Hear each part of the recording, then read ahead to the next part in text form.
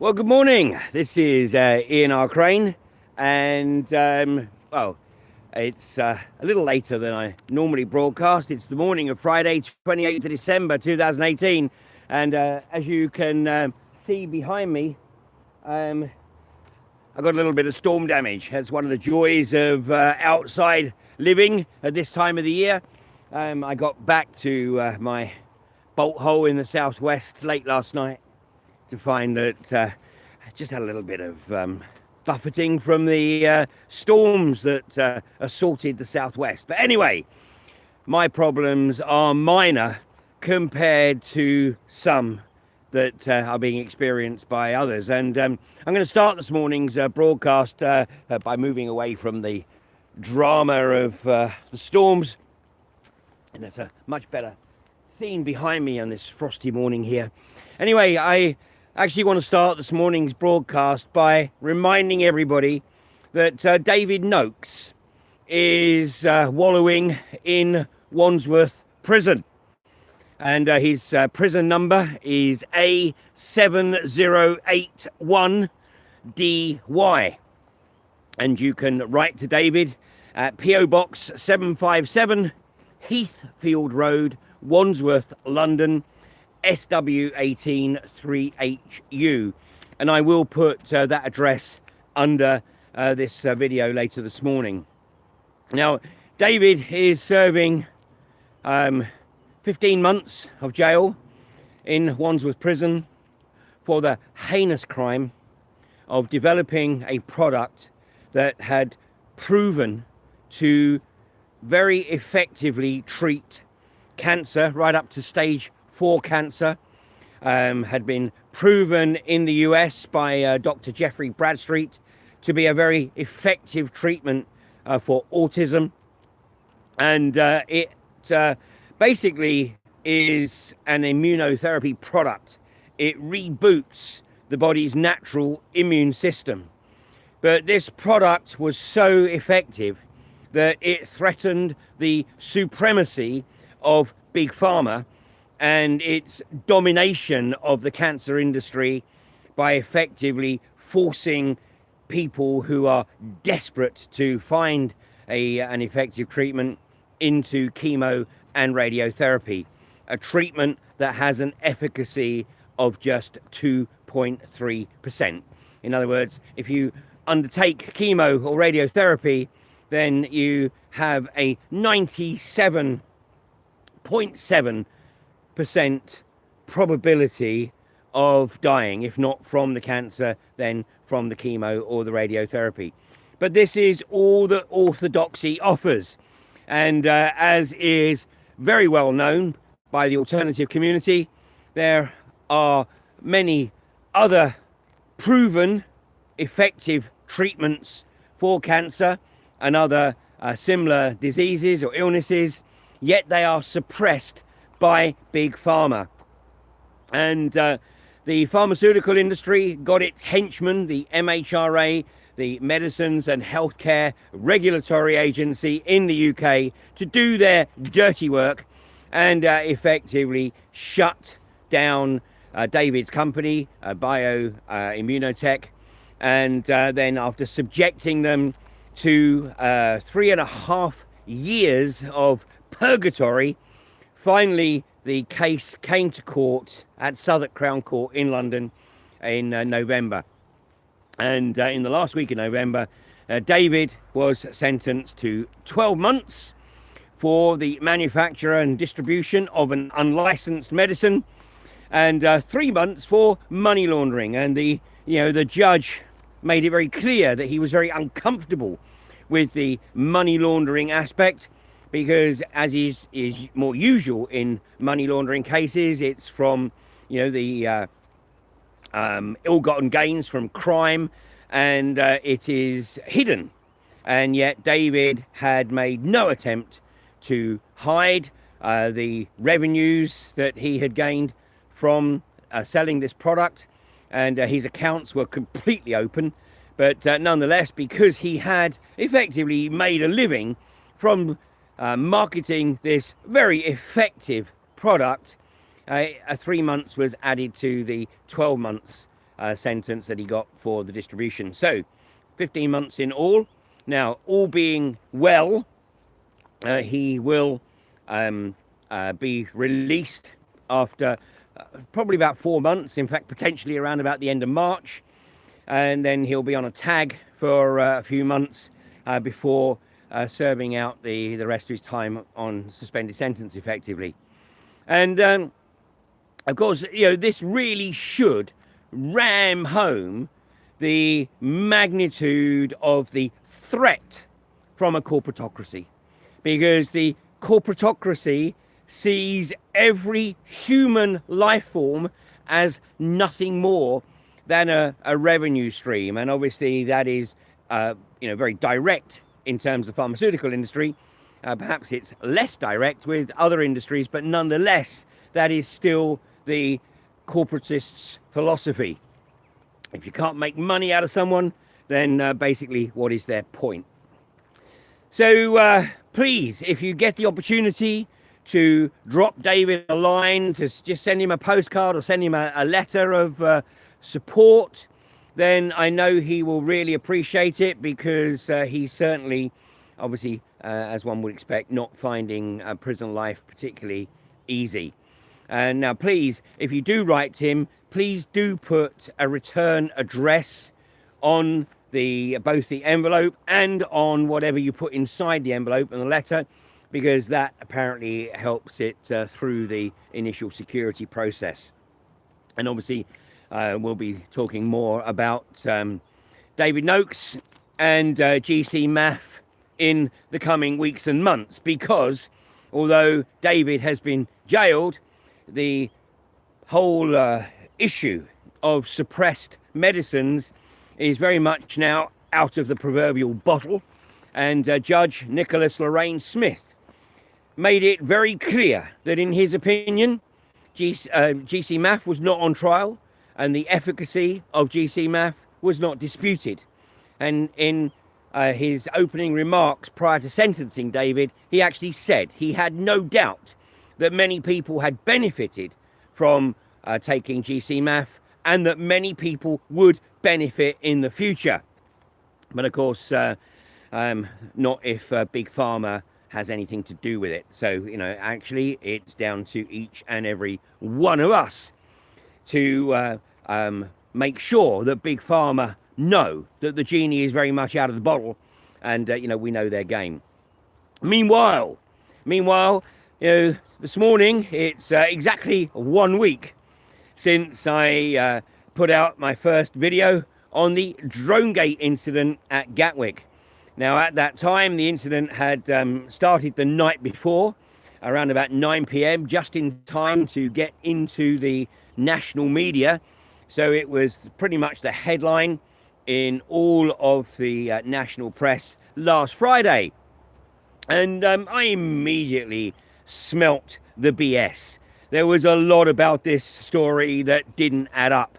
And my capability and capacity for discretion and discernment gave me the opportunity to call BS right from the get-go, which has, funnily enough, proven to be the case.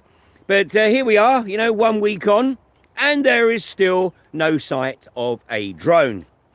And even, Chief, was it Superintendent Tingley of Sussex Police had suggested that, perhaps there wasn't actually a drone at all, but then he was castigated by the British government and government ministers for saying that, and they said, well, no, there was just a miscommunication. Well, unless one of the government ministers actually saw the drone, then basically there is no evidence of a drone, period. Other than the Chief Operations Officer of Gatwick, Chris Woodruff, actually going on camera and saying, right now, there's a drone over my airfield. But he didn't actually show any evidence of that, and none has been produced since. And of course, obviously, very unfortunate that so many people, so many families, were affected by this at a time when they were looking forward to their Christmas break. But, instead of pointing the finger at rogue drone operators, perhaps they should actually take a much closer look at the Gatwick management team and what the Gatwick management team had to gain by putting this story out. And of course, sadly, by the end of Friday, two local residents, Paul Gate and Elaine Kirk, were taken into custody on suspicion of being those rogue drone operators. And of course, it is now very clear that those arrests were totally outrageous. It seems that the only evidence that the police had was a phone call from a neighbour.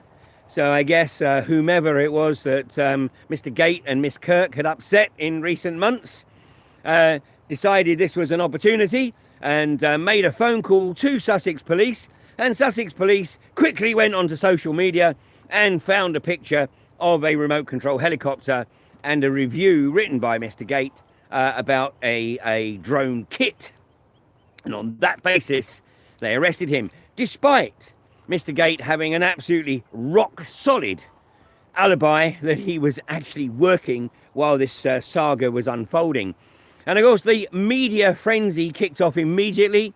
The outrageous headlines, the Mail running the headline, "Are these the morons that have destroyed people's holidays?" Piers Morgan labelled them as clowns and terrorists in one of his broadcasts. And what's now very interesting is to see the media quickly backtrack over those assumptions based on absolutely nothing, not a shred of evidence. Well, Piers Morgan has now issued an apology, and dare I say, that has nothing to do with sincerity. It's more a concern about him being sued by Mr. Gate and Miss Kirk once they realise the magnitude of the opportunity ahead of them to bring the British media and indeed Sussex Police to account for their outrageous treatment. And Mark Stevens, who's the head of media law at Howard Kennedy law firm, has said they have a strong legal case. And he has suggested that compensation of between 75 and 125,000 was a reasonable expectation. Well, let me suggest that that's a reasonable expectation from every single media outlet that vilified Mr. Gate and Miss Kirk from the get-go without a shred of evidence. And Jane Merrick, writing in The Independent, says it was a story with huge implications, yet very few facts. And into that vacuum were thrown an innocent couple. And the police and media have responded by saying, well, we got a call from neighbours and, we had to go and investigate. Bottom line, it was the only lead they had at the time, and they jumped at it without a second thought for the ramifications on the lives of Mr. Gate and Miss Kirk.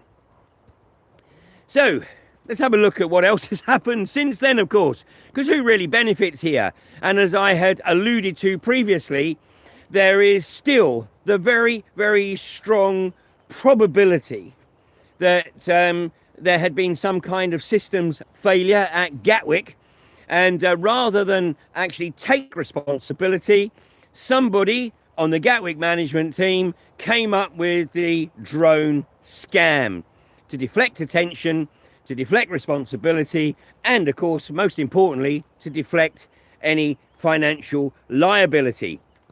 So, not only were the police all called in, but then the military were called in to deal with a drone, a toy drone. Now, a lot of people have done research over the past week into drone technology, and many of even the relatively low-end hobby drones, not the toys, but the hobby drones, have built-in geofencing software, which prevents them from entering restricted airspace. But and also there is, the technology to identify where the transmission is coming from. And one of the things that was brought to my attention is the military technology from the 1970s, which back then was known as Fast Chimp and Clarabelle. Now, Clarabelle was a direction finder, and this direction finder was so sophisticated that it could, 40 odd years ago, identify the direction from which a sniper's bullet had originated. And apparently, there was some interesting banter on amongst the military at the time as to who would be operating this, because if you're operating it, you had to stand up. And in association with Clarabelle was Fast Chimp, which had the capacity to intercept the remote control signals, because back in the 1970s and 1980s, one of the great concerns about the British military, particularly in Northern Ireland, was remote controlled devices. And Fast Chimp was a military technology designed to intercept the signals being used to detonate remote devices. So this is technology that was available 40 years ago, and yet apparently we don't have the technology today to identify either the OcuSync transmission of drone operators or the 2.4 gigahertz Wi-Fi signal used by drone operators. And then, of course, we have the fact that the British government established a COBRA meeting, which is called to discuss very, very serious potential threats to the UK. And COBRA being called over a drone.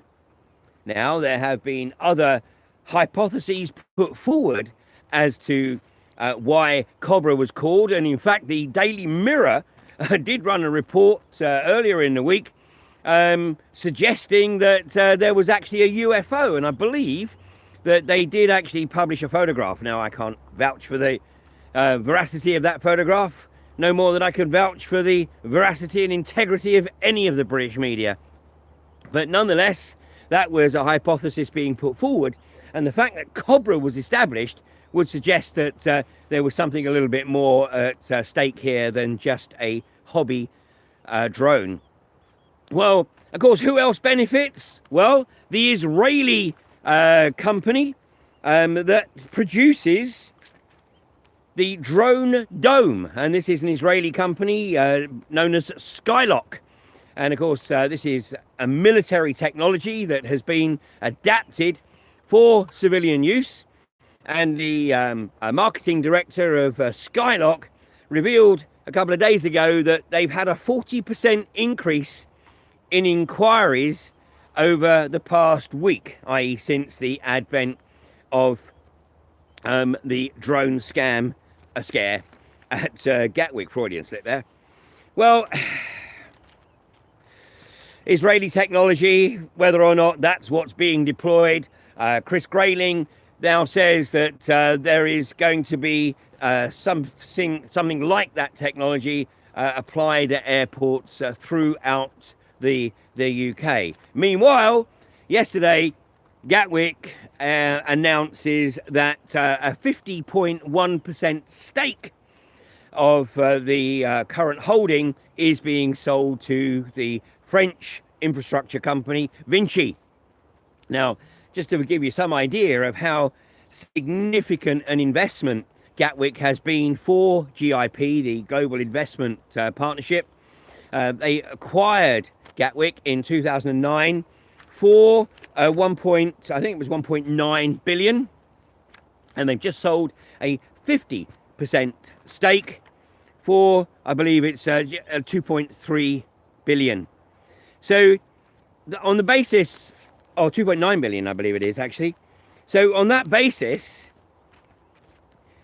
Gatwick Airport has a market valuation of something in the region of just shy of 6 billion. And this is in the hands of private investors who paid themselves 650 million in dividends, according to the last financial report. And funnily enough, that was the same amount as was issued in debt. So this is the way the corporations work. Pay themselves outrageous dividends whilst putting the company into increasing amounts of debt. You know, shouldn't major infrastructure like airports be nationalized? I mean, I absolutely and unashamedly am a social capitalist. I believe capitalism has an important role to play, but those who head up the corporations have an important social responsibility, which we see very, very little of today. What we have today isn't capitalism, it's corporatism. It's rampant corporatism, where those who hold the financial reins are only interested in self-gratification. It's greed, greed, and more greed. And the sooner that the people realize that the corporations and their puppet politicians do not have their best interests at heart, then maybe they will actually wake up and do something about it, because this is the crucial element. The establishment, the corporations, the puppet politicians all rely on people doing nothing, being more interested in literally just trying to keep a roof over their head and food on the table than actually finding the time or creating the time to participate in bringing about a better world, a world which recognizes the importance of every sentient being on the planet. Well, you know, we're coming to the end of 2018, and you know, I have a very strong sense that 2019 is going to be a very, very significant, even perhaps seminal year.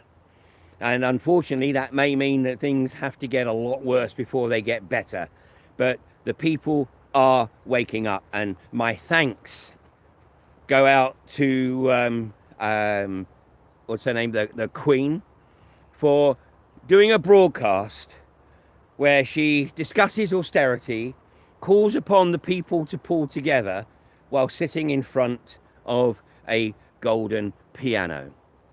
And I think that that broadcast also helped to wake people up to the massive inequality and to the massive hypocrisy of those who purport to be the leaders of this nation and those who purport to have the best interests of the global population at heart. Well, it's time to actually think for ourselves and come to our own realization as to how we could improve the situation, not for ourselves, but for future generations. Because as I have said many times, and I will say many, many times in the future, unless we, the collective we, actually pick up the gauntlet, then we will be condemning future generations to lives of unimaginable, abject misery. So in these last few days of 2018, if you have the opportunity, because you're not working until perhaps next Wednesday, then maybe it's time for a bit of reflection to perhaps consider just how you can contribute to this great challenge that humanity faces. But meanwhile, on the grassroots level, please, if you have even just a few minutes, please drop a line to David Noakes, prisoner A7081DY, wallowing in Wandsworth prison in England for having the audacity to develop and distribute, in many cases for free, an extremely effective cancer treatment.